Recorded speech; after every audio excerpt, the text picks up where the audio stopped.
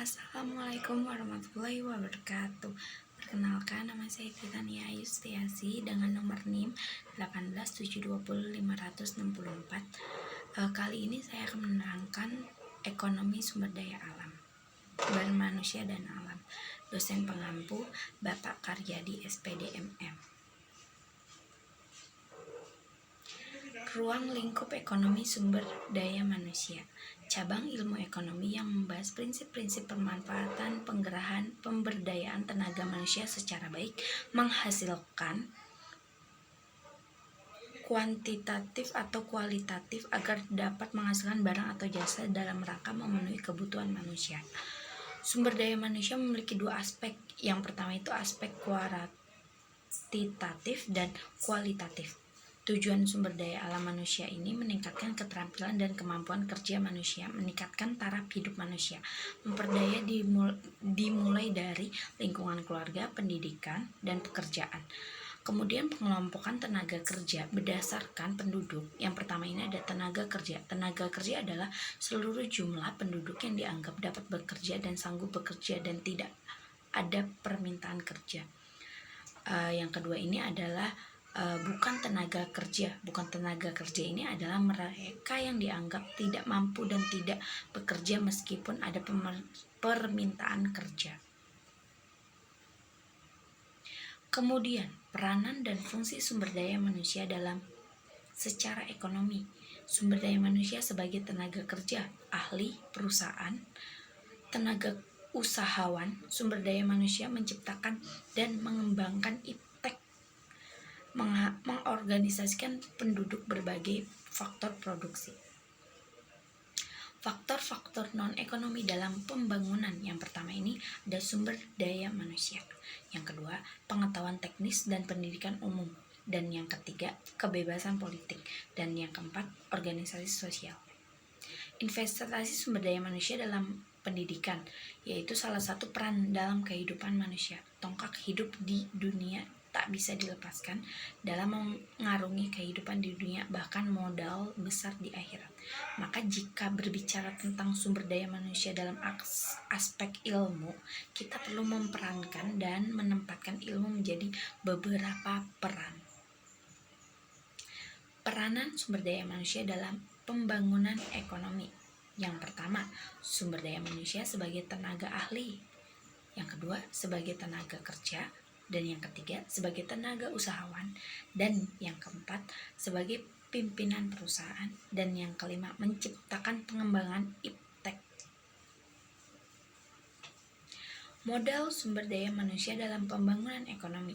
Pembangunan perekonomian memiliki tujuan mencapai pertumbuhan ekonomi yang berkelanjutan dengan diikuti peningkatan kualitas atau kesejahteraan kehidupan. Selain menjadi output dari pembangunan, kualitas sumber daya manusia ini juga merupakan faktor penentu pembangunan ekonomi.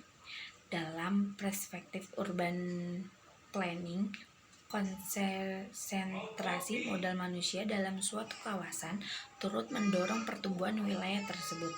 Kawasan perkotaan yang memiliki konsentrasi tenaga kerja terlatih skill labor cenderung lebih cepat tumbuh.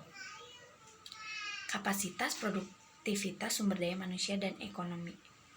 Di dalam negara berkembang, perhatian khusus masih ada produktivitas tenaga kerja di samping juga produktivitas dari kapital dalam bentuk mesin dan peralatan, dan sebagai besar masih harus diimpor. Sementara kapasitas inovasi pengembangan teknologi merupakan bagian dari total faktor produksi yang cenderung lebih terbatas di banyak negara berkembang terkait dengan keterbatasan dalam riset atau development.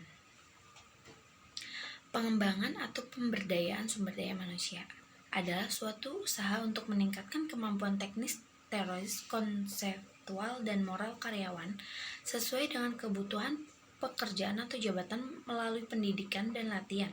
Pendidikan sendiri berhubungan dengan meningkatkan pengetahuan umum, pembahasan atas lingkungan secara menyeluruh.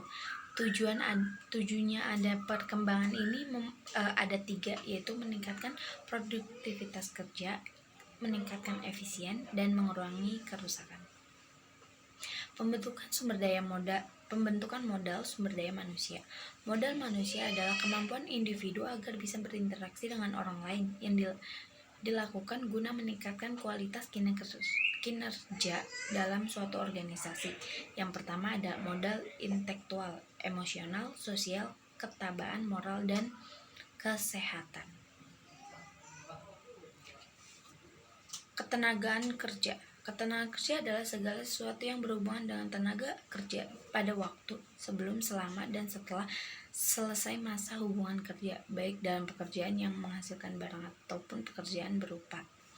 Masalah ketenagaan kerja yaitu dapat timbul karena adanya beberapa faktor seperti pendidikan, kesempatan kerja, mampu pertumbuhan ekonomi yang relatif rendah.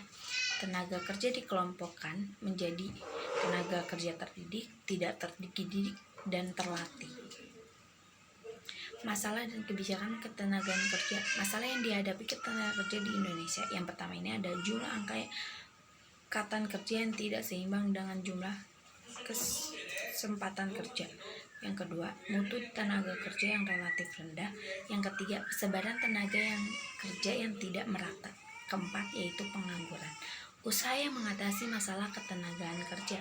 Yang pertama ini ada kebijakan pendidikan, lapangan pekerjaan, dan pengupahan. Berikut yang saya dapat sampaikan, kurang lebihnya mohon dimaafkan. Apabila ada kekurangan, mohon sekali dimaafkan. Wassalamualaikum warahmatullahi wabarakatuh.